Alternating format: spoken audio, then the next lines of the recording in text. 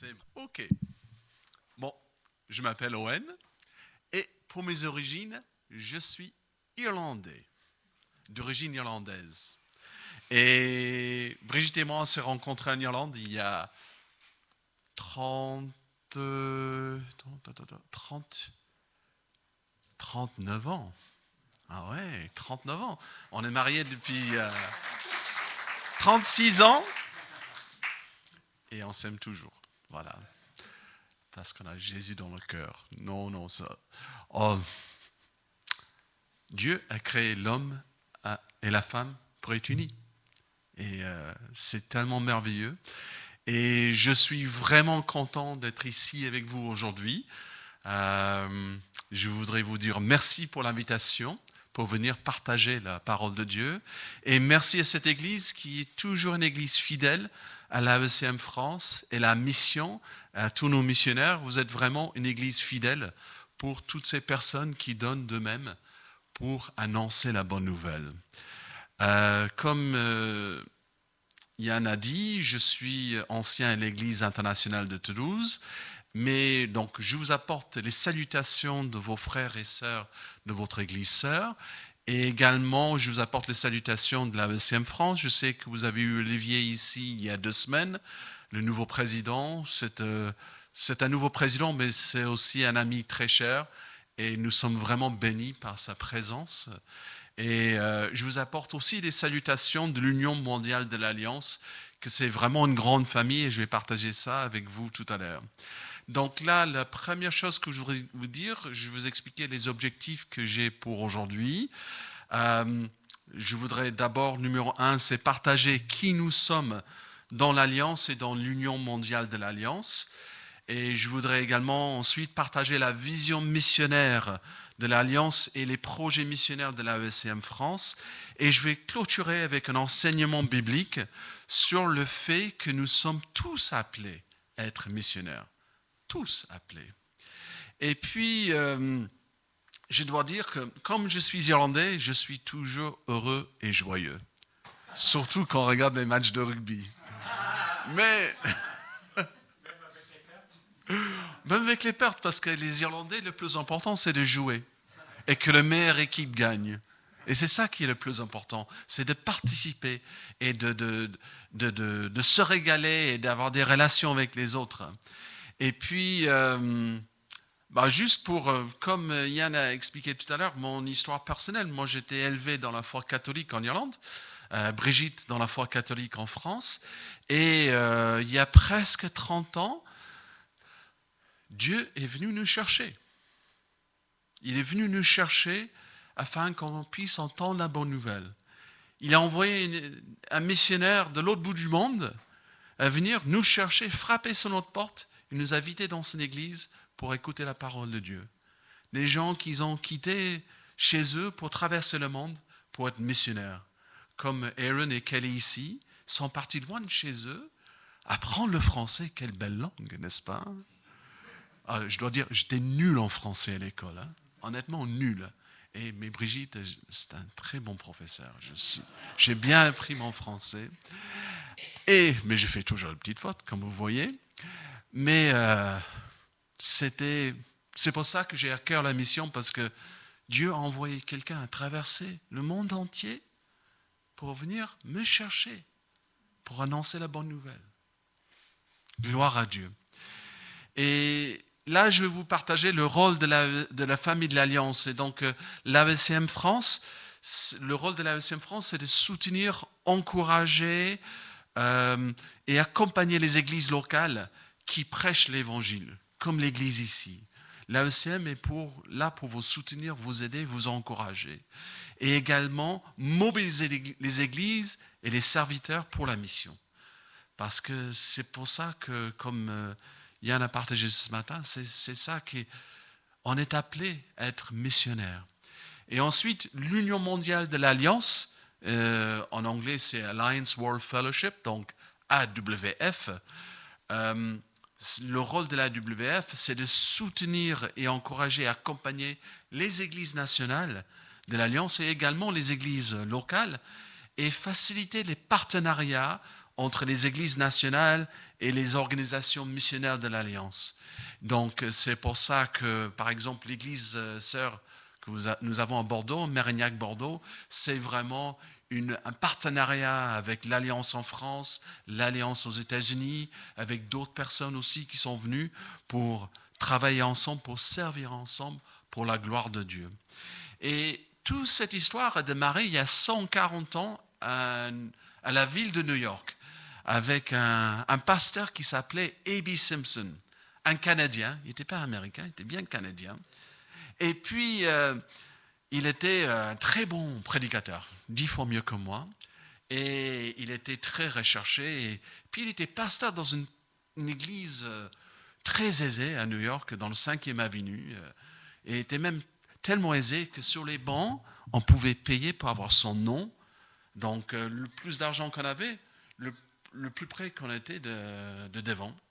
Et c'était une église très riche, mais lui, il avait un vrai cœur de missionnaire, de partager la bonne nouvelle. Il allait dans le port de New York, prêcher l'évangile, et il a rencontré des Italiens, des immigrés irlandais. Il annonçait la parole, les gens le suivaient, il les emmenait à l'église. Et à l'église, vous savez ce qu'ils ont dit? Ils ont dit, « Ah, c'est très bien de partager la bonne nouvelle, mais ces gens-là, on ne veut pas chez nous. » Vous imaginez? Une église qui dit aux autres, on ne veut pas de vous. Vous n'êtes pas comme nous. Ce n'est pas l'église, ça. L'église, c'est toutes les nations ensemble. Alors, qu'est-ce qu'il a fait? Il a démissionné. Il est parti avec rien. Juste un fardeau pour les âmes. Juste un fardeau pour partager la bonne nouvelle. Et il a fondé une organisation. Et maintenant, il y a des missionnaires partout. Il y a des églises comme celle-là ici. Il y a des églises partout parce que lui, il a suivi la volonté de Dieu pour sa vie. Il a suivi l'appel de partager la bonne nouvelle. Et donc maintenant, aujourd'hui, 140 ans plus tard, l'Alliance est présente dans 80 pays. Il y a plus de 6 300 000 membres d'église comme vous, dans plus que 22 000 églises qui se retrouvent aujourd'hui, et parfois le vendredi dans les pays qui sont prédominance musulmane. Mais c'est une famille. Et la chose qui me frappe toujours quand je vais des rencontres mondiales, c'est que c'est une famille d'égaux. En France, c'est tout petit. Aux États-Unis, c'est très grand. Mais au Congo, c'est encore beaucoup plus grand. Alors là, on se trouve avec tous les responsables, les présidents de chaque pays. Et donc, le président de la France, tout petit pays. Les États-Unis, le président, c'est John Stambaugh actuellement, un grand monsieur qui est très bien. Et donc, il a beaucoup de responsabilités. Mais quand on se retrouve, John Stambaugh et Olivier Lowe sont des égaux. On est une famille d'égaux de toutes les nations. Et pour moi, c'est un avant-goût de paradis qu'on peut se retrouver de toute origine, unis en Christ, avec Jésus au centre de tout ce qu'on fait, parce qu'il nous a tellement aimés, il a donné sa vie pour chacun de nous. Et le truc qui est génial aussi pour l'Union mondiale de l'Alliance, c'est que la façon qu'on est organisé, c'est un peu comme un pyramide inversé.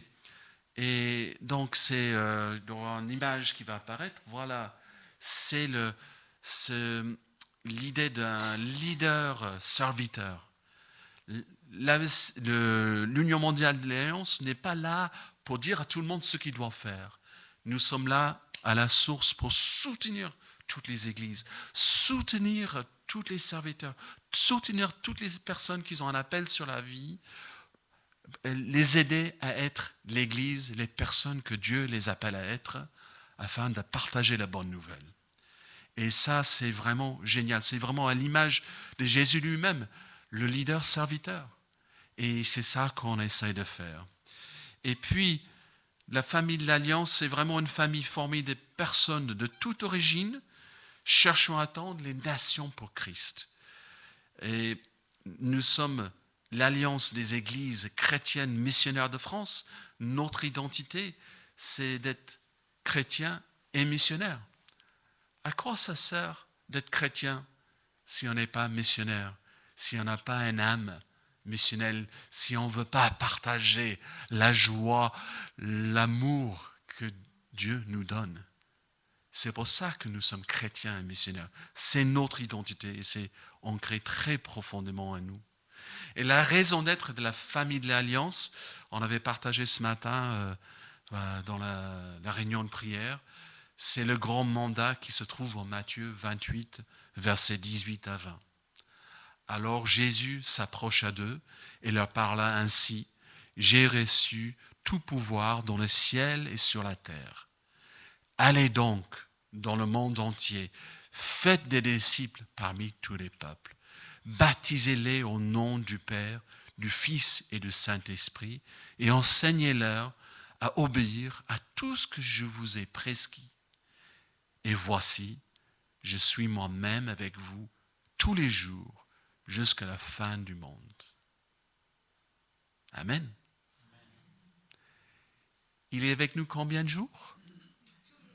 Tous les jours. Parce qu'on obéit. Tous les jours. Il est là avec nous ce matin. Il veut nous encourager, il veut nous édifier, il veut nous remplir de sa grâce et de son amour et de son Saint-Esprit afin qu'on puisse rayonner pour lui ici, à cet endroit, dans cette ville qui a tellement besoin de l'amour de Dieu. Et là, je voudrais vous montrer une vidéo maintenant en pensant A.B. Simpson a commencé il y a 140 ans avec très peu de choses.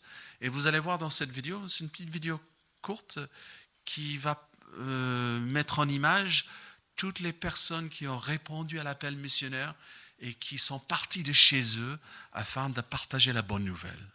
Donc Samuel, si tu peux passer la vidéo.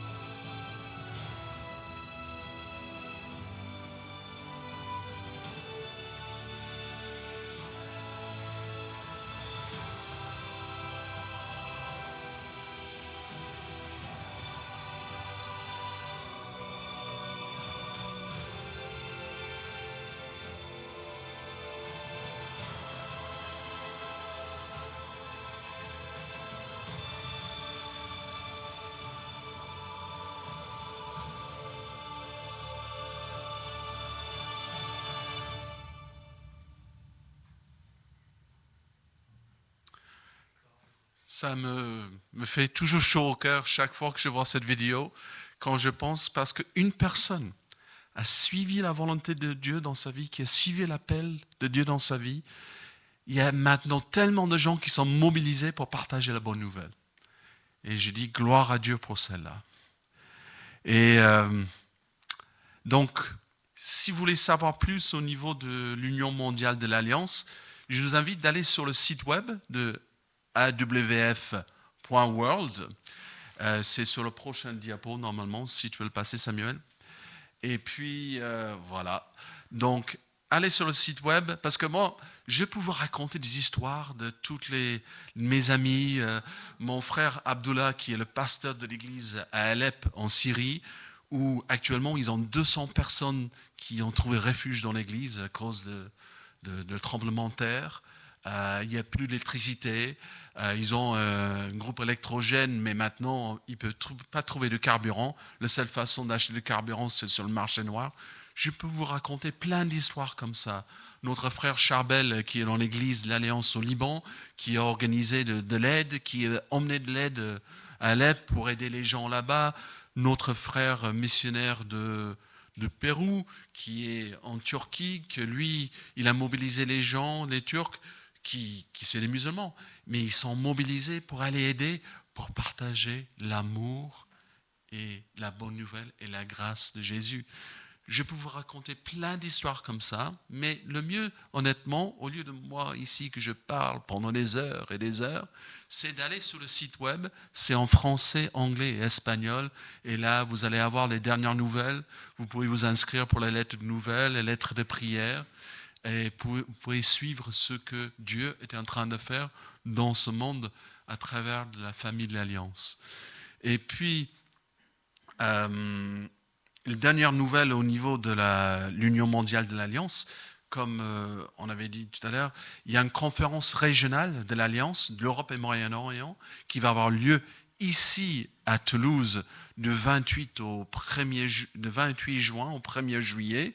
Et donc, on va accueillir les serviteurs de l'Alliance de l'Europe et du Moyen-Orient et du monde entier. Et là, je vous invite à prier surtout pour nos frères en Irak et en Syrie, au Liban, parce que pour avoir des visas pour venir, c'est difficile. Donc, on met tout en place afin qu'ils puissent avoir les visas pour venir, trouver un peu de repos et de communion fraternelle avec nous ici. Mais surtout, je vais faire la pub, on a besoin de bénévoles. Pour l'organisation de cette conférence, on a besoin des bénévoles pour accueillir les gens à l'aéroport, faire les transferts de l'aéroport à leur lieu de logement, gérer les inscriptions, organiser les repas et les collations, le support logistique, technique, louange, traduction, etc. Donc, si vous êtes intéressé, je vous invite d'aller sur notre page YouTube, donc chaîne YouTube, c'est AWF Emerald, donc Emerald en anglais. Et là, vous allez trouver une vidéo qui explique tout ce qu'on doit faire et des témoignages des jeunes en Colombie et en Équateur qui ont assisté à la conférence régionale en Colombie l'année dernière et qui partagent leur joie d'avoir servi et d'avoir béni par le contact avec tous ces frères et sœurs de la région qui partagent comment Dieu est à l'œuvre dans leur vie et dans la vie de leurs assemblées. Donc, si vous êtes intéressé, allez sur la chaîne YouTube et si vous regardez la vidéo, en dessous, il y a un lien pour aller vous inscrire comme bénévole, dire les jours, les dates, ce que vous savez faire, ce que vous avez envie de faire. Et surtout, on a besoin de logements pour loger des bénévoles qui vont venir d'autre part en France. Parce que c'est vraiment la famille de l'Alliance en France qui a accueilli la famille mondiale et on veut partager tout ce que Dieu est en train de faire à travers la famille de l'Alliance en France. Et maintenant, je vais passer à la deuxième chose que je vous ai parlé. Je voudrais vous parler de la mission, de la vision missionnaire de l'AVCM France.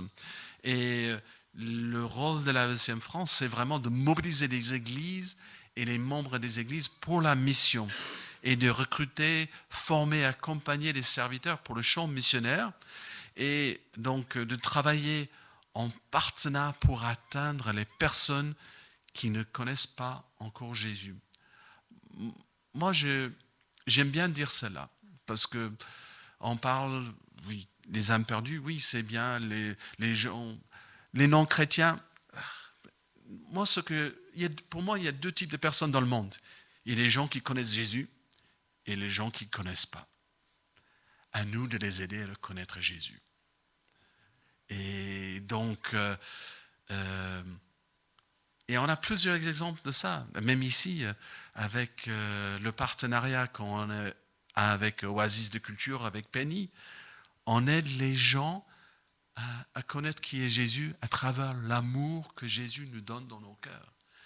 Et c'est tellement important de faire des choses comme ça, celle-là, de vraiment travailler ensemble, en travaillant en partenariat avec le foyer évangélique universitaire à Marseille, ou qui travaille dans une faculté où 50% des étudiants sont des Nord-Africains. Ils font de porte à porte pour partager la bonne nouvelle, partager qui est Jésus. Et ça, nous nous réjouissons de ces démarches afin de partager la bonne nouvelle. Et pour le mois de la mission, donc vous avez déjà bien suivi déjà ce mois-ci, donc normalement vous avez dû suivre un lien pour télécharger cette fiche des missionnaires.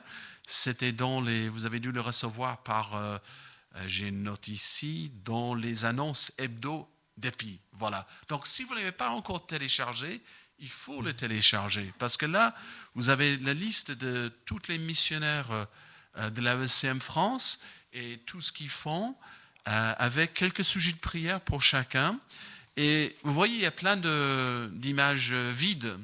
C'est pas parce qu'on n'avait pas les photos, c'est parce que ces gens-là servent en liaison, en lien avec des pays fermés. Donc, sur un document qu'on met sur Internet, on ne peut pas mettre leurs photos. Donc, il faut garder ça en main, les gens. On a des gens qui servent dans les pays difficiles, où il y a des dangers. Il faut les soutenir dans la prière. Donc, ce qu'on voulait faire, c'est de vraiment inviter les gens à prier pour nos missionnaires, à chaque culte, de prier au moins pour un de nos missionnaires, et également de faire la promesse de la foi, mais j'en parlais après, et puis surtout chaque fois que dans l'église on se retrouve, une étude biblique, un groupe de maison, de prier pour un de ces missionnaires, de garder l'affiche et juste prier pour eux, pour les soutenir et les encourager.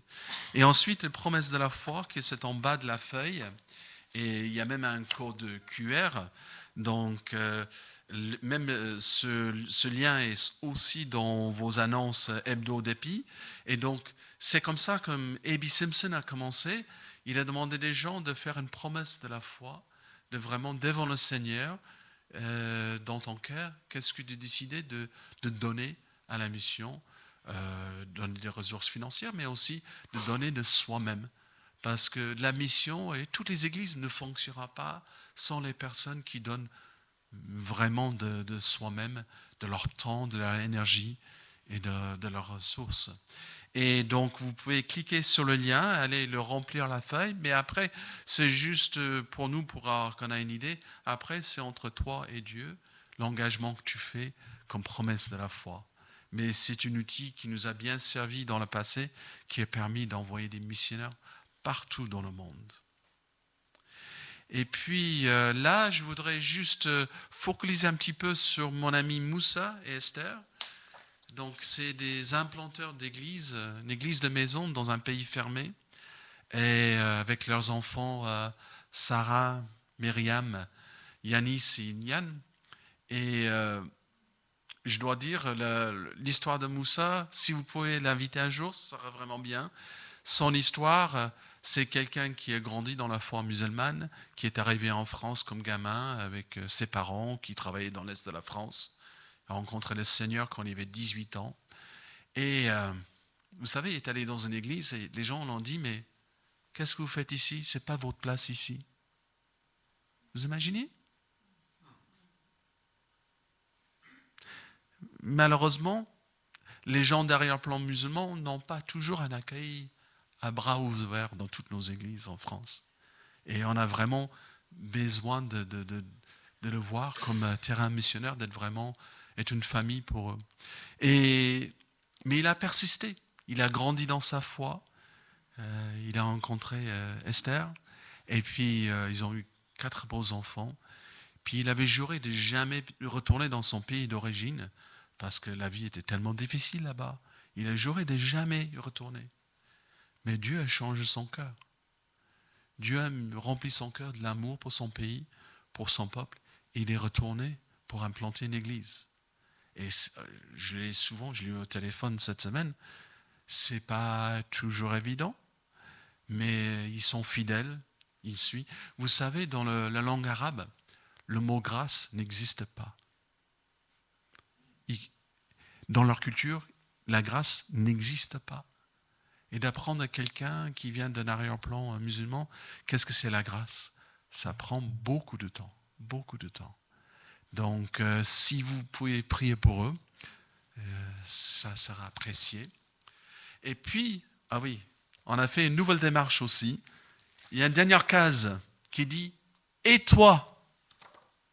Parce que nous sommes tous appelés à être missionnaires. Dieu t'appelle à partager l'amour de Christ avec les personnes qui ne le connaissent pas encore. Et ça, nous sommes tous appelés à celle-là. Et ces personnes ont besoin de voir l'amour et la grâce de Jésus à travers les relations profondes et pleines d'amour que tu pourrais bâtir avec eux. Et c'est ça que Penny et son équipe fait à Oasis, vraiment bâtir des relations profondes et pleines d'amour afin que les gens voient l'amour de Jésus dans nos vies. C'est tellement important. Et là, pour l'enseignement biblique aujourd'hui, je veux partager un passage, Marc 12, versets 29 à 31, donc le plus grand commandement. Et il y a un lien très étroit avec le grand mandat. Vous pourrez aussi trouver le plus grand commandement en l'évangile de Matthieu. Et donc, c'est versets 29 à 31, Marc 12. Jésus répondit, « Voici le commandement le plus important. Écoute, Israël, le Seigneur est notre Dieu. Il est le seul Dieu. Tu aimerais donc le Seigneur, ton Dieu, de tout ton cœur, de toute ton âme, de toute ta pensée et de toute ton énergie. Et voici celui qui vient au second rang. Tu aimerais ton prochain comme toi-même. Il n'y a pas de commandement plus important que cela. Notre Dieu est un Dieu relationnel. Dieu a créé l'homme à son image pour avoir une relation avec lui, afin que l'homme lui rende gloire. Dieu a créé la terre et a donné à l'homme l'autorité sur toute la création. L'homme avait une relation avec toute la création à cause de ce que Dieu lui a confié. L'homme et la femme, Dieu a créé l'homme et la femme pour être unis afin qu'ils feront plus qu'un. Dieu a créé les relations parfaites, équilibrées, dans un lieu parfait, le jardin d'Éden. Mais là, le mal est rentré dans le monde. Le mal a brisé la relation entre Dieu et l'homme. Le mal a brisé la relation entre l'homme et la terre et la création. Le mal a brisé la relation entre l'homme et la femme et en conséquence la relation entre tous les hommes. Et nous sommes entourés par des relations brisées partout. Il y a des divorces, il y a des familles qui ne se parlent pas, il y a des relations difficiles au travail, il y a des relations difficiles dans les familles, il y a des relations brisées partout. Et chaque personne a besoin d'amour, a besoin d'une famille, a besoin d'appartenir, a besoin d'avoir des relations profondes et pleines d'amour avec d'autres personnes. Et Jésus est venu pour restaurer la relation brisée à travers son sacrifice sur la croix. Et honnêtement, Covid a changé beaucoup de choses dans notre monde. Et il y a eu un impact, les gens ont été coupés, la relationnelle est devenue très importante. Et je dois dire honnêtement, moi-même, j'ai retrouvé mes copains de fac d'Irlande il y a 40 ans. On se retrouvait sur Zoom tous les samedis soirs. Et quelques-uns, je n'avais pas vu depuis plus que 35 ans. Et on se retrouvait en Irlande au mois d'août l'année dernière. Et puis ils étaient intrigués parce que moi je suis ingénieur de formation. Ils ne sont pas croyants. Il y a quelques-uns qui sont bien engagés dans l'église catholique. Mais ils étaient vraiment intrigués. Moi, dans un rôle de mobilisateur pour la mission, engagé dans l'église évangélique, etc. Ça faisait vraiment bizarre. Ils avaient plein de questions. Alors moi je leur ai expliqué ce que je viens de vous expliquer maintenant. Que Dieu est un Dieu relationnel, qui cherche à restaurer la relation avec l'homme et restaurer la relation entre les hommes et les femmes. Et avec Covid, tout le monde comprend ce message-là. Parce que tout le monde a compris avec Covid qu'on avait vraiment besoin de se rapprocher les uns des autres, avoir la relation les uns avec les autres. Et quand les gens comprennent que Jésus est venu pour restaurer leur relation avec Dieu, leur relation avec tous les autres, c'était quelque chose qui a eu un impact. Mais notre appel, notre mission, c'est vraiment d'aider les gens à trouver Jésus, à trouver une famille qui les aime et à restaurer leur relation avec Dieu. Et mon vœu le plus cher pour mes amis de la fac, c'est de les aider à trouver Jésus. Et vous pouvez prier pour moi parce qu'il y a plusieurs qui vont venir avec leurs épouses. On va passer un week-end à Carcassonne, faire dégustation de la bonne gastronomie française, du bon vin français, mais aussi de partager nos vies. Et si vous priez pour eux aussi, afin qu'ils puissent rencontrer leur Sauveur, qu'ils aiment tellement. Mais ça, c'est notre appel, notre mission, aider les personnes à trouver Jésus. Mais on peut seulement faire ça avec l'aide et la puissance du Saint-Esprit. On ne peut rien faire tout seul. C'est que grâce au Saint-Esprit en nous que nous débordons de son amour et de sa grâce. Et pour faire cela, on a besoin de le faire dans la vérité et l'amour avec la grâce qui vient de notre Sauveur. On ne peut pas faire ces choses-là sur nos propres forces. Parce que, honnêtement, on ne vaut pas grand-chose sans lui. Et moi, je suis là devant vous aujourd'hui simplement à cause de lui. Pas parce que je sais faire des choses, mais parce que lui, il m'a sauvé, il est venu me chercher, il est venu m'équiper, mobiliser, m'encourager par son amour. Et de faire cette mission, nous avons vraiment besoin de tisser des relations profondes et pleines d'amour avec les gens autour de nous. Nous sommes tous appelés à être missionnaires. Dans mon église, on est en transition, on est en recherche d'un pasteur, on a un candidat qui va venir la semaine prochaine, mais on a fait tout un travail, remise en question au niveau de l'église, qu'est-ce que Dieu nous appelle à faire, qu'est-ce que nous devons faire.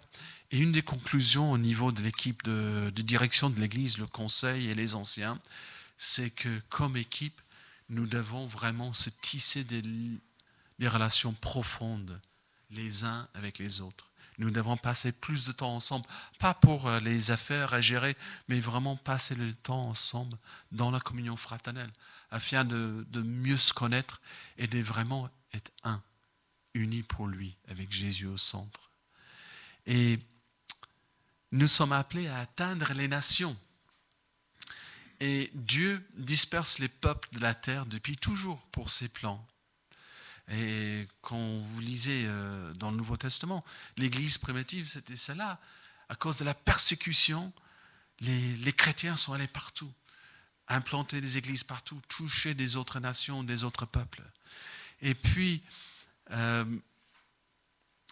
actuellement, il y a 280 millions de personnes qui ne vivent plus dans leur pays de naissance. Moi, par exemple, je suis irlandais, je vis en France. Il y a 280 millions de personnes comme ça et c'est toujours en constante augmentation.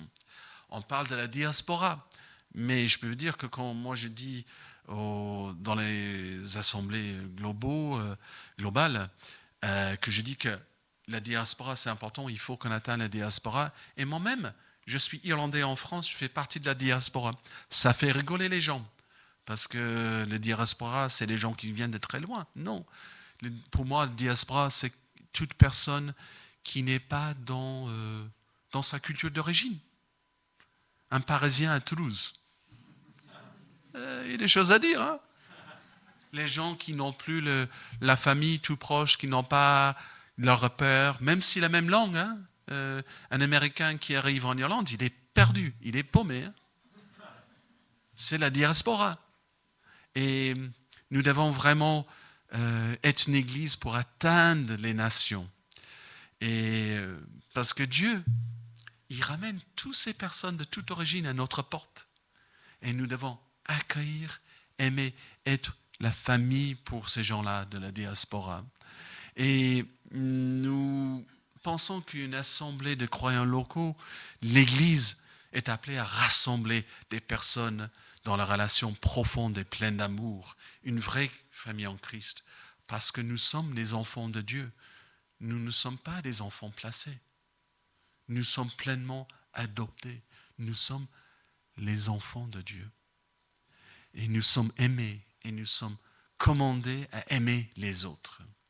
Et l'Église est appelée vraiment à unir les personnes autour de Jésus, d'avoir vraiment Jésus au centre de tout ce qu'on fait, et afin qu'on soit transformé personnellement et collectivement par le Saint-Esprit, afin d'impacter le monde pour Jésus, pour la gloire de Dieu.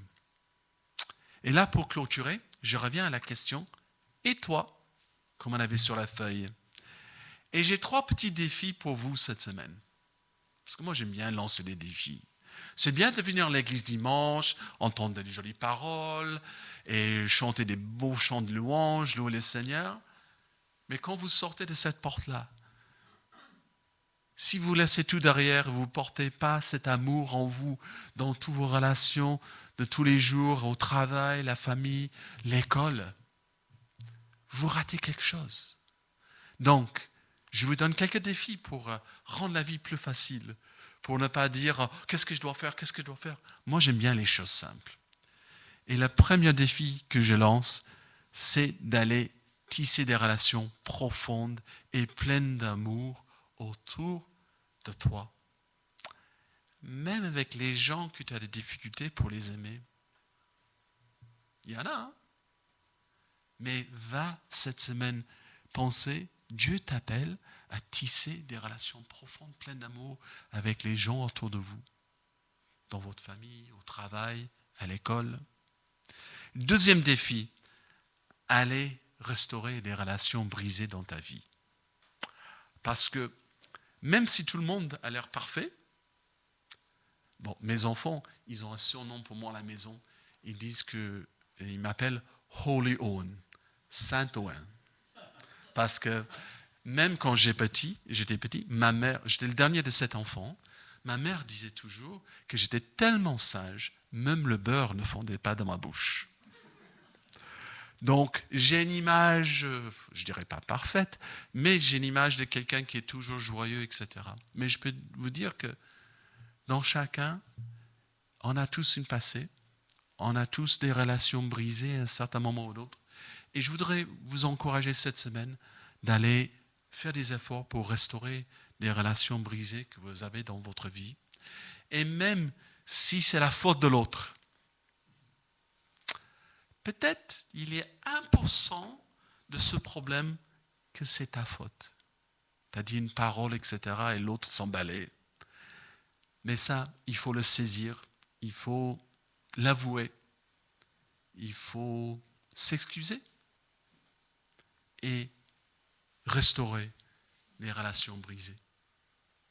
Tisser des liens les uns avec les autres.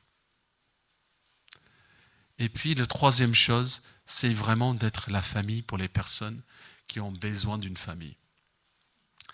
Il y a tellement de gens dans notre monde qui n'ont pas de famille. Bon, ils ont une famille, mais qui ne vit pas la famille. Parce qu'il y a un désaccord dans la famille, ils sont loin chez eux, ou ils vont à l'église et que la famille ne veut rien savoir. On a besoin, pas simplement d'accueillir des gens, de les aimer, mais vraiment d'être une famille pour eux. D'être là dans leur vie, d'être des personnes sur qui on peut toujours compter. Pas simplement les connaissances, les chrétiens de dimanche, qu'on aime bien être avec le dimanche, mais qu'en semaine, on se retrouve, on fasse des choses ensemble et qu'on ait une famille ensemble.